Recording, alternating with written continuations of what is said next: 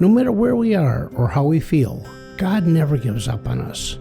God is working in our lives and putting our pieces together. One of the most thoughtful ladies I've ever met told me that her life was like God putting her jigsaw puzzle together. She explained that in her life, God seemed to start with the easy stuff, like kindergarten or the border, and then worked his way in. And when it got to the hard parts of life, she described them as being like the navy blue sky of her very own jigsaw puzzle. Oh, let's talk about the joy of putting in that very last piece. Can you feel it?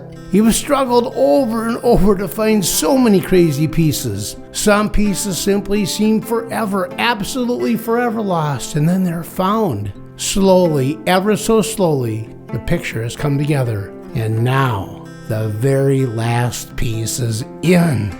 It's funny how so much of life works like this. For example, relationships often start out like the outside of a puzzle. It's easy to put up the frame, but it gets harder when we want to get inside. At first, we might glimpse the picture on the box, but it takes effort to make it come alive.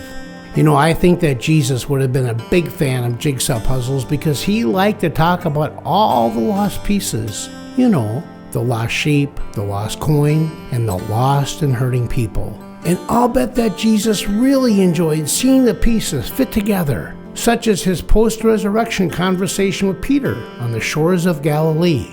Or consider how Jesus' brother James didn't believe and later became a leader of the faith. Or how about this one? How Saul persecuted and tried to destroy the early church, only to become one of the most influential church leaders of all time. I think that you and I are like those jigsaw puzzles that are still being put together. Sometimes it seems like pieces are missing. And sometimes we have huge victories as all the pieces come together. But piece by piece, God is working in our lives as long as we allow him to do so. God sees the complete picture of who he truly made us to be. Let's pray.